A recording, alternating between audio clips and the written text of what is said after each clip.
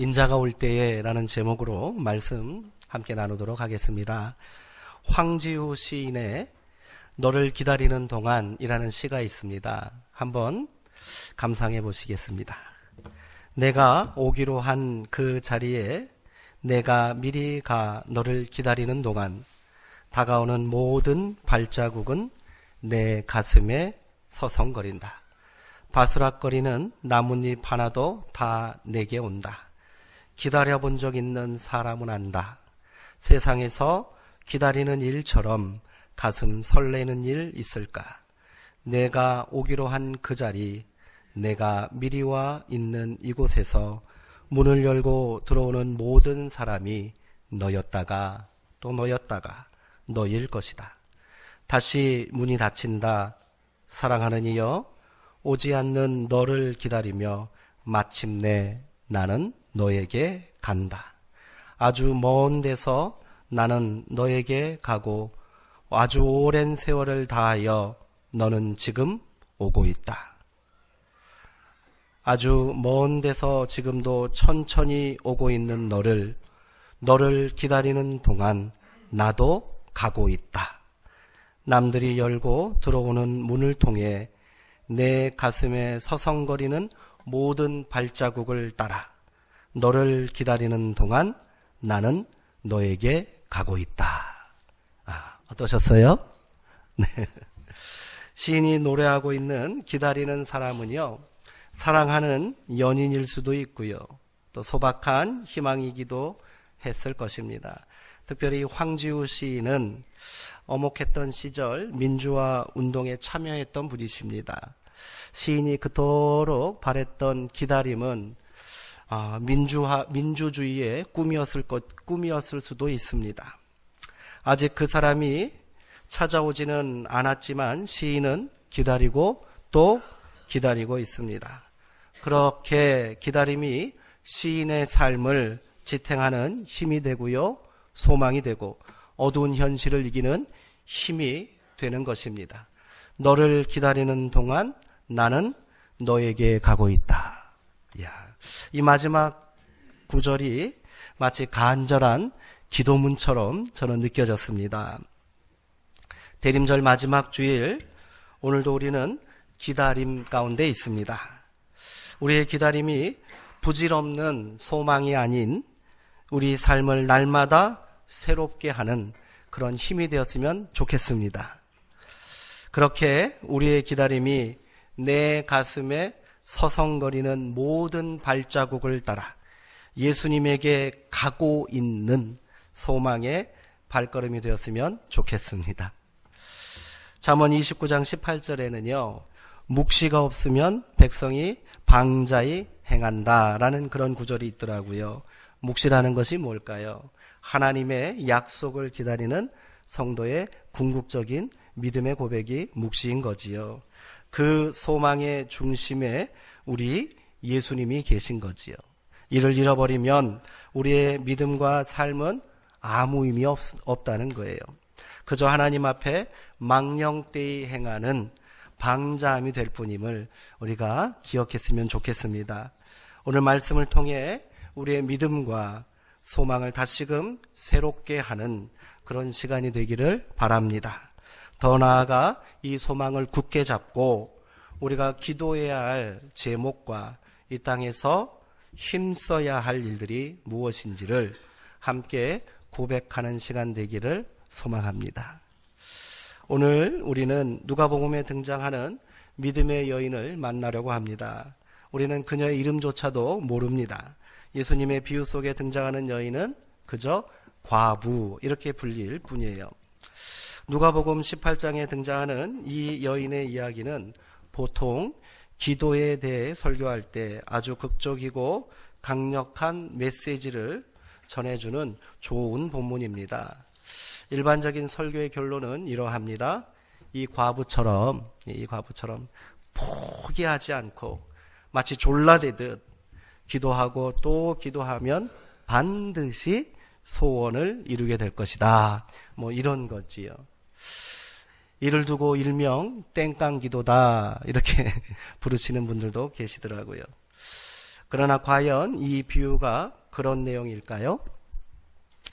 이 질문에 대한 답을 뒤로 하고 우선 이 본문이 성탄절을 3일 앞둔 대림절 마지막 주일에 과연 어울리는 내용인가 의아하셨을 것입니다. 그러나 오늘 본문은요, 제가 그동안 설교한 대림신앙의 정수와도 같은 그런 말씀입니다. 한마디로 대림신앙이 무엇인지, 그리고 그것에 대한 최종 결론과도 같은 그런 말씀이라는 거지요. 그렇다면 지금까지 이 비유에 대한 오해와 편견을 뒤로 하고 이 시간 본문을 새롭게 해석하고 나누어 보도록 하겠습니다. 이 비유의 말씀은 불의한 재판장과 과부라는 제목을 붙일 수 있습니다.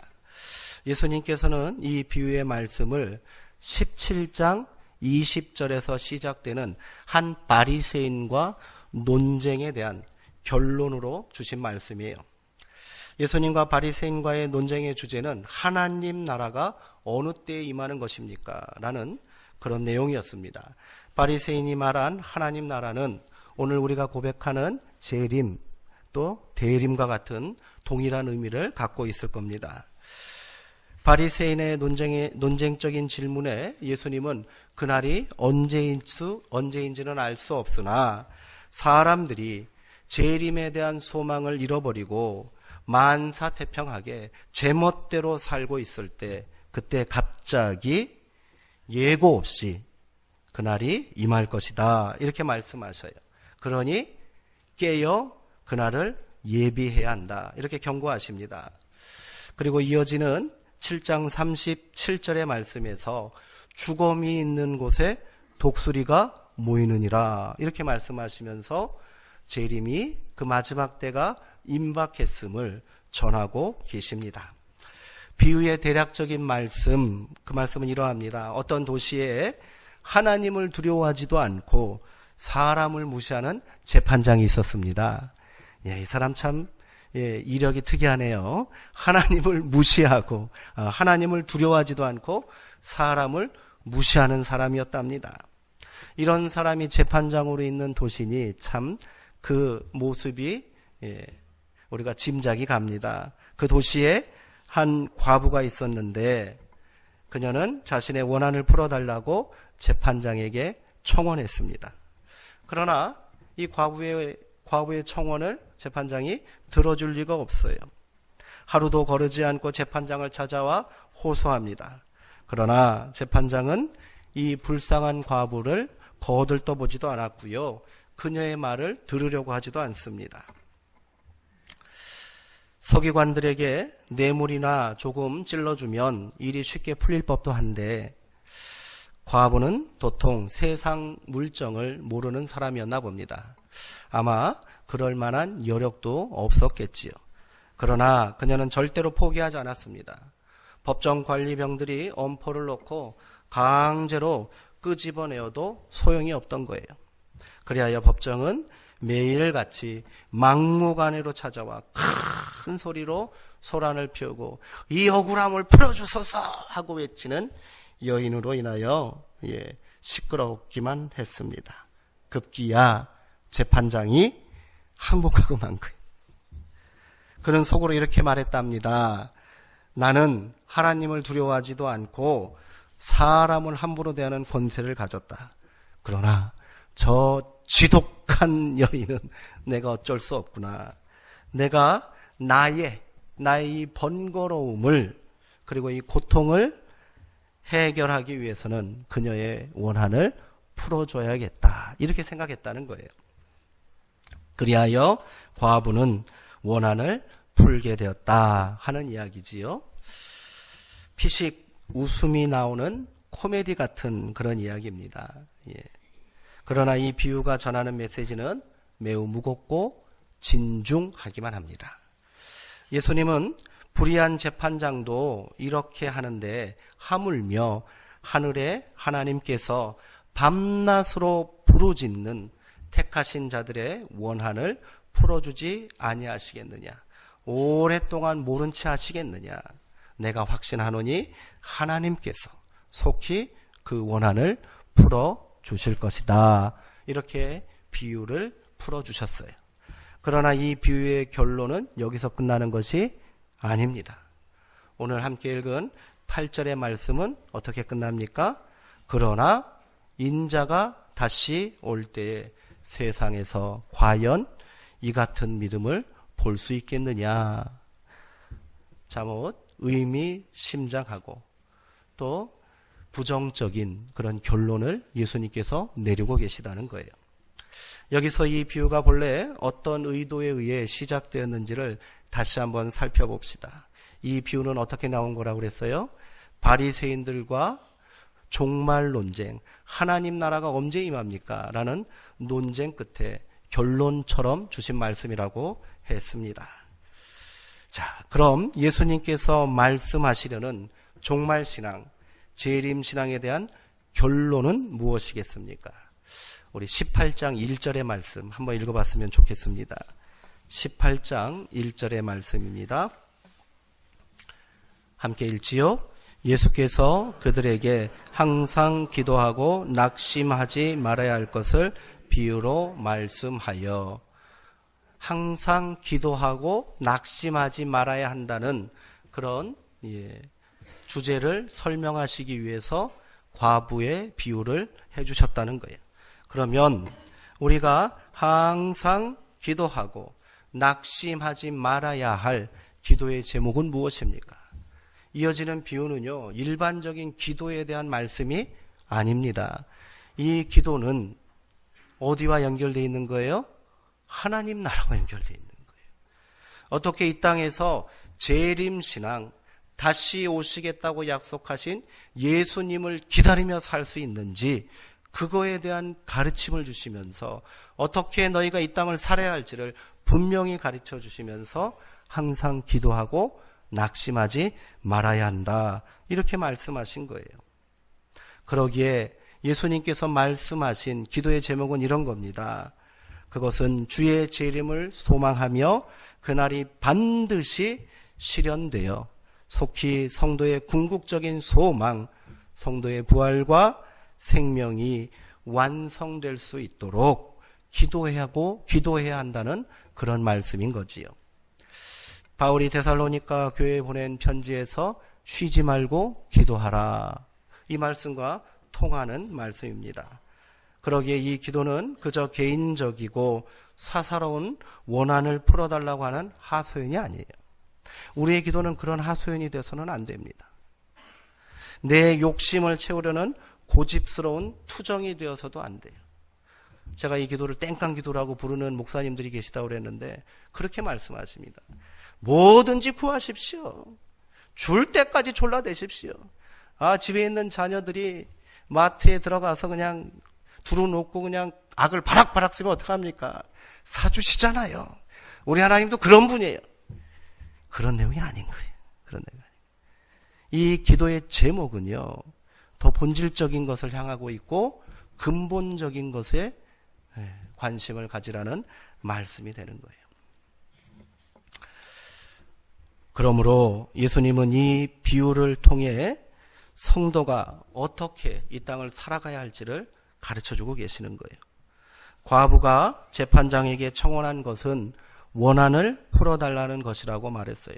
이것을 원한이라고 번역했기에 이 비유에 대한 많은 오해와 의미의 왜곡이 생겼다고 저는 생각합니다. 여기서 원한이라는 말은요, 사사로운 감정이나 개인적인 시시비비를 따져서 내 편을 좀 들어주십시오 하는 그런 뜻이 아니에요. 내 뜻을 좀 들어주십시오. 하나님, 내 뜻을 좀 들어주십시오. 그 얘기가 아닌 거예요. 여기서 말하는 원한은 공정한 재판을 통해 하나님의 공의를 실현해 주십시오 하는 뜻입니다. 그러기에 이 원한은 개인적이고 사사로운 내 원한이 아니라 누구의 뜻을 바라는 기도라는 거예요? 하나님의 뜻과 하나님의 공의를 바라는 기도라는 거지요. 그래서 이 비유를 통하여 성도는 이 불의한 세상에서 재림신앙을 가지고 어떻게 살아가야 할지를 깨닫게 하고 있습니다. 그리고 여전히 깨닫지 못하는 사람들을 향해 예수님은 뭐라고 말씀하셨어요? 내가 다시 올 때 이 땅에서 이런 믿음을 찾아볼 수 있겠느냐 하고 말씀하신 거예요. 성탄을 사흘 앞둔 대림절 마지막 주일에 우리가 다시 대림신앙으로 우리의 믿음을 굳게 세우기를 소망합니다. 그래요. 대림절은 단순히 성탄절을 기념하고 준비하는 시간이 아니고요. 다시 이미 오신 예수님을 기념하고 다시 오시겠다고 약속하신 우리 예수님을 소망 가운데 기다리는 성도의 궁극적인 신앙을 다시 새롭게 하는 시간이라고 말씀드렸습니다. 오늘 만난 여인의 모습을 통해 우리가 어떻게 이 땅에서 대림의 소망, 재림의 소망을 품고 믿음으로 살아야 할지를 결단하게 되기를 소망합니다. 먼저 그날이 속히 임하도록 포기하지 말고 항상 기도해야 할 줄 믿습니다. 우리의 기도의 제목이 여기 있어야 된다는 거예요. 개인의 사사로운 기도 제목들이 있고요. 내 마음의 소원이 있고 당장의 문제의 해결을 위해서 이런저런 삶의 형통함을 위해서 기도하실 수 있습니다. 하나님은 그런 기도가 잘못됐다라고 말씀하지 않습니다. 그러나 그런 기도만 해서는 문제가 생기는 거예요. 그런 기도만 해서는 우리 가운데 소망이 있을 수 없는 거예요. 우리가 궁극적으로 더 힘써야 할 기도, 잊지 말고 호소하고 부르짖고 가슴을 치며 해야 할 기도는 다시 오시겠다고 약속하신 우리 주님, 그 삶이 우리 가운데 속히 이루어지도록 우리가 이 땅에서 그 소망 잃어버리지 않고 살도록 기도하고 또 기도해야 한다는 것입니다. 우리 하나님은 결단코 불의한 재판장과 같은 분이 아니십니다. 밤낮 부르짖는 우리의 기도를 외면하시지도 않으실 것입니다. 믿음을 잃지 않도록 기도하시기 바랍니다. 소망을 잃지 않도록 기도하시기 바랍니다. 재림신앙을 포기하고요. 세상과 타협하며 살지 않기를 소망해야 돼요. 이 땅에 소망을 두고 여기에 만족하고 여기가 좋사오니 이리 사는 것이 아니라 나의 소망은 그리고 나의 믿음은 하늘을 향하고 있습니다. 하늘을 향하게 하여 주시옵소서. 이렇게 기도해야 될 줄 믿습니다. 이렇게 기도하는 사람은요, 땅의 일로 인하여 그렇게 흥분하고 분노하고 절망하고 두려워하지 않을 거예요. 소망이 위에 있는데 우리의 궁극적인 기다림이 생명의 주인 되시고 온전한 구원을 약속하시고 완성하실 예수님인데 무엇이 문제가 되겠습니까? 오늘 이 믿음을 우리가 잃지 않게 되기를 소망합니다. 계시록에는요, 마지막 때에 성도의 믿음은 인내를 통해 열매 맺는다 이렇게 증거하고 있습니다. 계시록에서 말하는 인내는 뭐예요?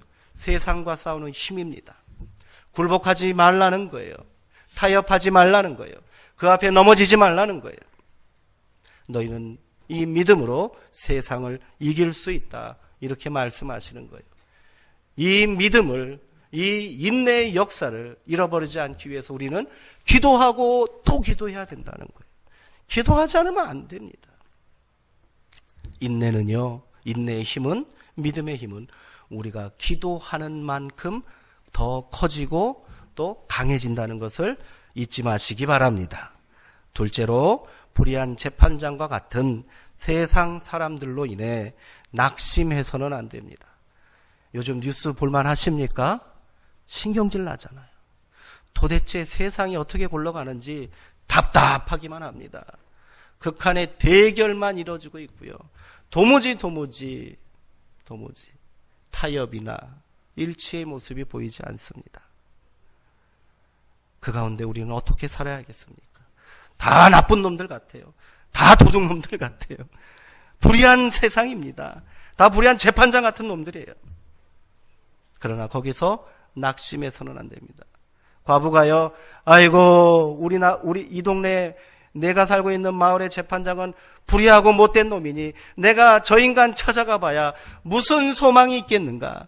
그저 절망하고 낙심하고 살았으면 아무 일도 일어나지 않는다는 거예요. 모욕을 당해도 힘들고 어려워도 두들겨 맞을지언정 매일같이 재판장을 찾아가서 부르짖고 또 부르짖었더니 그 불의한 사람도 아이고 내가 못 살겠다. 저 인간 그냥 뒀다가는 내가 잠도 못 자겠구나. 그리하여 원한을 풀어줬답니다. 믿음으로 세상을 이겨야 합니다. 하나님을 두려워하지도 않고 타인을 무시하며 자기 자신만을 위해 죄악의 본성대로 자기 욕망대로 사는 세상과 맞서 싸워야 하는 거예요. 그러기 위해서 기도해야 한다는 거예요. 이들을 향해 나의 원한을 풀어달라고, 이 땅에 하나님의 공의가 세워져야 한다고, 불의를 몰아내야 한다고, 진리를 세워야 한다고 우리는 외치는 자들 되어야 할 줄 믿습니다. 마지막으로 우리는 이 땅에 소망이 되어야 한다는 겁니다. 세상의 불의함에 두려움과 절망 가운데 살고 있는 사람들에게 우리는 소망을 전해야 하고요. 소망이 되어야 합니다. 이를 위해 우리 예수님은 인간의 몸을 입고 2000년 전에 이 땅에 오신 거고요. 그리고 다시 오시겠다는 약속을 우리 가운데 주신 줄 믿습니다. 소망을 품고 기다리는 사람은 이미 그 소망으로 나아가고 있는 사람들인 줄 믿습니다. 기다림을 통하여 나는 그를 기다리고 또 나도 그에게 가고 있다는 황지유 시인의 시를 제가 언급해 드렸습니다. 이 믿음은 그대로 우리의 신앙의 고백이 되었으면 좋겠습니다. 그렇게 우리의 발걸음이 이 땅의 어둠을 뚫고 새벽을 여는 희망이 되었으면 좋겠습니다. 여기 계신 성도님들이 바로 희망이요 소망인 거예요. 이 땅의 힘입니다. 새벽에 길을 떠나는 사람은 그 자신이 이미 희망의 새벽길이다. 멋지지 않습니까? 한번 따라해 볼게요. 새벽에 길을 떠나는 사람은 그 자신이 이미 희망의 새벽길이다. 제가 한 말은 아닙니다. 어느 시인의 그런 고백인데 제가 굉장히 가슴에 품고 사는 구절입니다. 오늘 내가 믿음으로 지나간 그 길은 그 길을 찾는 또 다른 사람들에게 좋은 이정표가 되는 줄 믿습니다. 내가 지나간 길은요, 나 혼자 지나가는 외로운 오솔길이 아니라 내가 지나간 그 길을 통하여 또 다른 사람이 생명의 길로, 소망의 길로 나아갈 수 있다는 거예요. 그러기에 우리가 더 기도해야 되고 이 믿음 붙들고 세상을 살았으면 좋겠습니다. 그렇게 우리의 매일매일이 그런 희망의 발걸음이 될 수 있도록 우리가 더욱 힘써 믿음 가운데 기도하는 자녀들 되어야 할 줄 믿습니다. 한 과부의 강청이 불가능한 것만 같은 세상의 편견과 외면과 불의함을 깨트렸듯이 우리의 믿음도 그렇게 세상을 변화시키고 세상 가운데 소망의 등불이 될 줄 믿습니다. 기도하시겠습니다.